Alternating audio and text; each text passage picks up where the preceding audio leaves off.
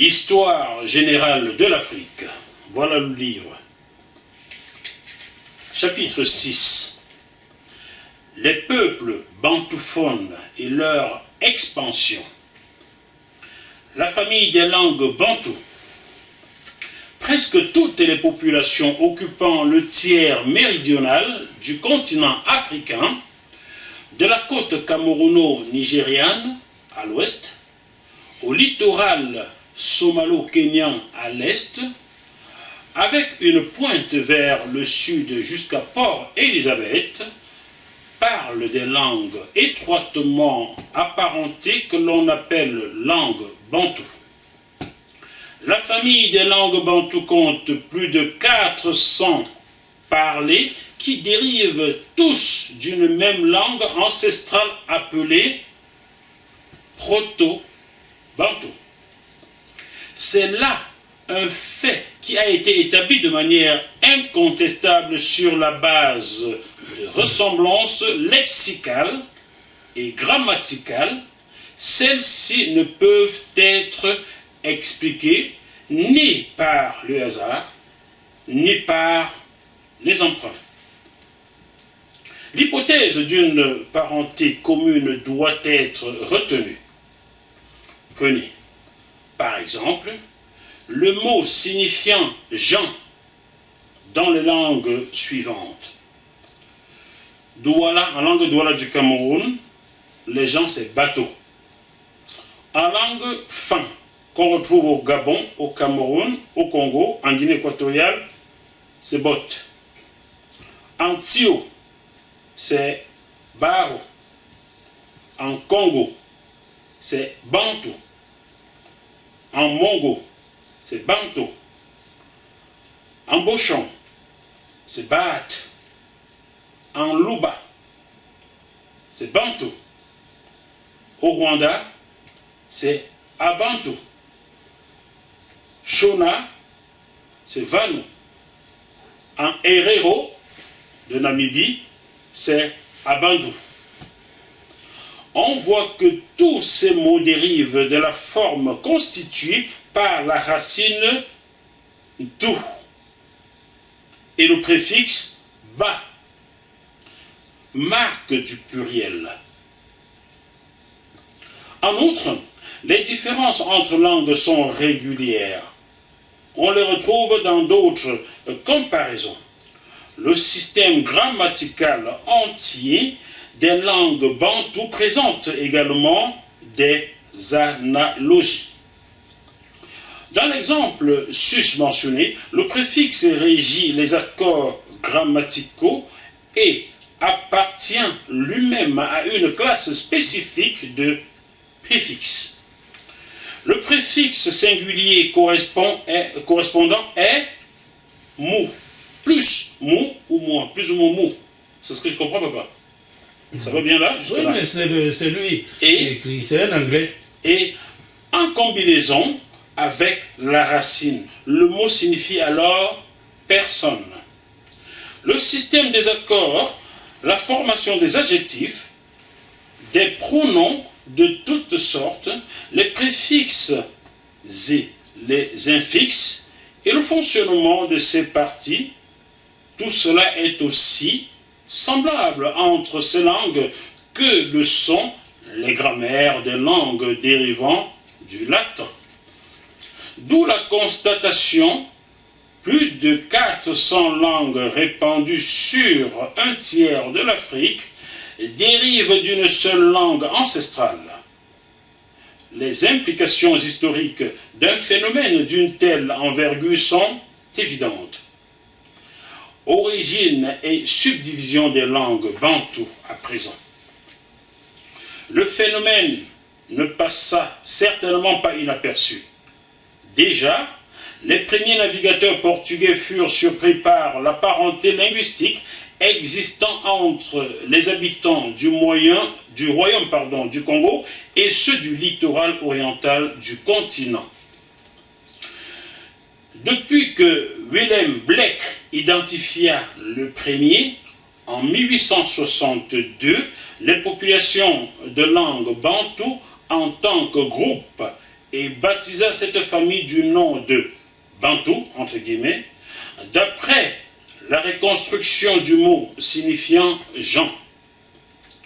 Les savants se sont penchés avec curiosité sur la question Bantou et se sont efforcés d'expliquer les origines et les mouvements de ces populations. L'étude publiée entre 1919 et 1922 par H.H. Johnson constitue la première tentative pour localiser les origines des Bantous et pour retracer les étapes de leur dispersion. Il situe dans cet ouvrage les ancêtres des Bantous dans le Bahr al-Ghazal, non loin de Bahr al-Jabal, à l'est du Kordofan, au nord. Le Kordofan, c'est où, papa? On ne sait pas. D'accord. Le Kordofan, au nord, on ne sait pas où est le Kordofan, peut-être vous le savez, écrivez-le nous aimerons savoir. Je poursuis la lecture. Au nord, donc le Kordofan au nord, ou dans les bassins de la Benoué et du Tchad à l'ouest. Selon lui, le premier mouvement des Bantous se fit vers l'est en direction du mont Elgon, puis de là vers les rives du lac Victoria, la Tanzanie et la forêt du Zaïre. La véritable pénétration en Afrique centrale et méridionale commençant vers moins 300. C'est vers moins 300 ou 300, je ne sais pas, il y a un signe moins devant. Bon, mais je pense que c'est plus 300 que moins 300, car moins 300 avant quoi, on ne sait pas. Vous savez, les Blancs, ils aiment dire qu'ils sont spécialistes de ceci. De ci ou de ça. Voilà. Je poursuis. Deux grandes hypothèses visant à expliquer les origines des peuples parlant des langues bantoues ont été émises par des linguistes. Selon Joseph Greenberg, les peuples bantous seraient originaires de la zone où les langues bantoues sont les plus divergentes. S'appuyant sur cette supposition, il situe le berceau de ces peuples au Nigeria, dans la région de la Benoué moyenne. La Benoué, c'est au Cameroun, ça. Hein? Donc, il situe cela au Nigeria et au Cameroun. Les peuples bantous. Bon, d'accord. Cette conclusion, il faut déjà dire, je vais vous lire l'auteur de ce livre. L'auteur, c'est... comment il s'appelle déjà? l'UNESCO. C'est l'UNESCO qui écrit cela. Voilà. L'UNESCO, donc, la France. Bon, ça vaut ce que ça vaut. Je poursuis. Cette conclusion, qui fut rejetée par le bantouiste influent Malcolm Guthrie, est aujourd'hui admise par tous les linguistes. Oh, bien. Non, bah on dit ceci, cette conclusion, dans la conclusion selon laquelle les Bantous seraient situés au Cameroun, dans la Benoué, est rejetée par tous les linguistes, c'est ce qu'on dit. Donc cette conclusion... Ah ben voilà, ils ont rejeté. Moi j'ai rejeté. Tout à fait. Cette conclusion qui fut rejetée par le bantouiste influent Malcolm Guthrie est aujourd'hui admise par tous les linguistes. Donc rejeter cette thèse-là. Pour Guthrie, les origines des proto-bantous devraient se situer dans la région où les langues bantoues sont les plus convergentes, soit autour des bassins des fleuves Congo et Zambèze, le noyau se trouvant dans la province du Chaba au Zaïre, donc en République démocratique du Congo, selon Guthrie. Et il vous montre la carte ici, je présente la carte pour ceux qui veulent la voir. La carte est là. Et vous voyez l'endroit qui a des rayures. Pour Guthrie, les origines des peuples bantous sont donc ici, et non dans la Benoué et au Nigeria, comme quelqu'un d'autre l'a dit. Depuis 1973, 3 équipes de linguistes travaillant indépendamment ont prouvé que Guthrie avait tort. Leurs données, quoique différentes, sont toutes fondées sur une approche similaire, basée sur des examens de lexique.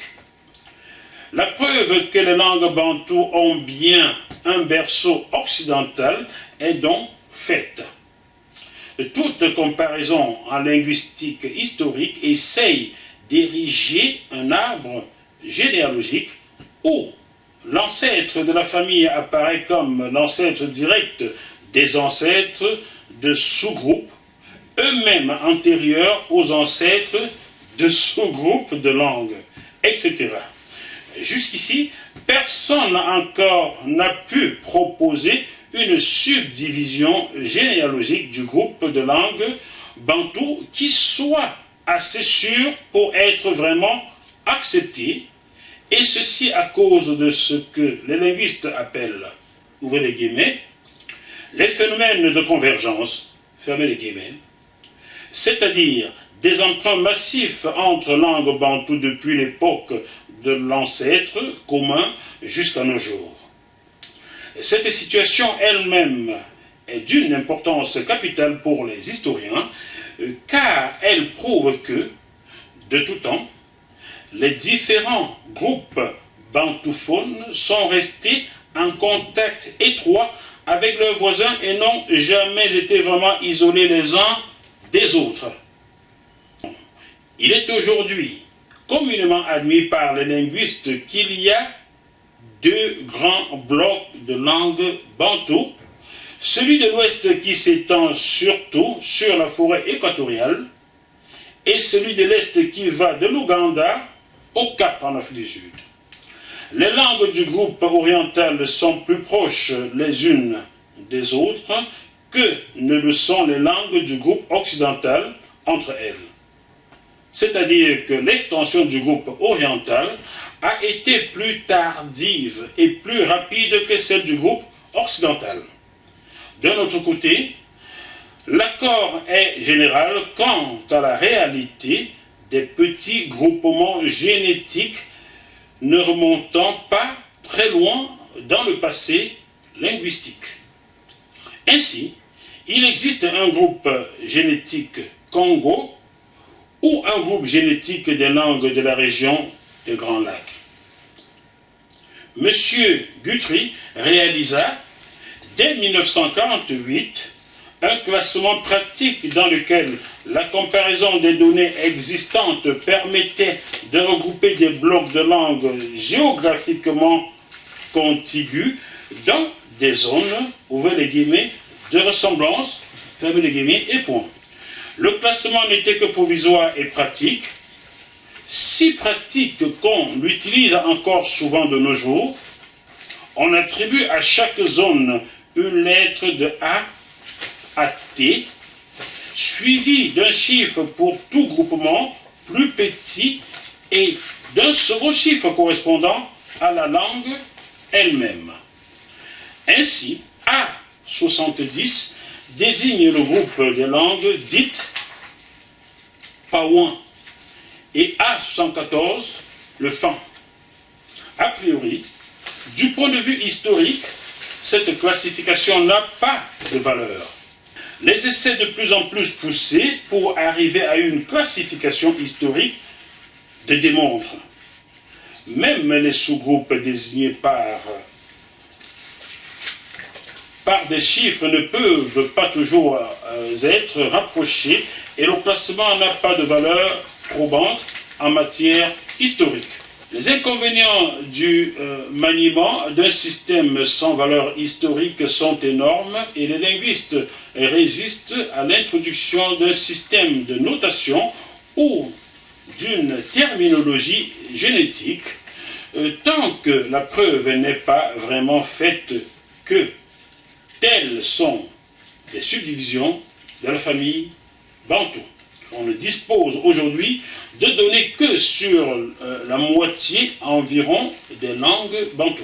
Or, pour tirer des conclusions valables, il faut au moins des notations linguistiques correctes, un vocabulaire plus étendu et une esquisse grammaticale pour chaque langue. Si tel était le cas, on pourrait avancer sur un terrain solide. C'est donc un ensemble complet de dictionnaires et de grammaire qui doit servir de base à des travaux vraiment définitifs et, à cet égard, le patrimoine linguistique des bantouphones n'a pas encore été dépouillé dans sa totalité. On va s'arrêter là, papa. Tu me disais donc que le mot bantou c'est un blanc qui l'a imposé tout simplement. Son nom est là, en 1862. Bien. C'est-à-dire, et c'était même complètement idiot. C'est-à-dire, vous trouvez les gens, puisque nous prononçons gens de la même façon, donc nous sommes nous sommes les gens, donc nous sommes les Bantous. Bantou veut dire gens. C'est-à-dire, nous sommes les gens. Mais c'est complètement débile. Donc nous sommes les personnes, quoi. Gens, G-E-N-S, nous sommes les personnes. Ouais. Donc, lorsqu'un Africain dit je suis un Bantou, un Blanc pourrait dire je suis un Bantou. Voilà. Il est aussi Jean. Il est aussi Jean. Donc le mot Bantou devrait disparaître voilà, de notre vocabulaire. C'est une connerie.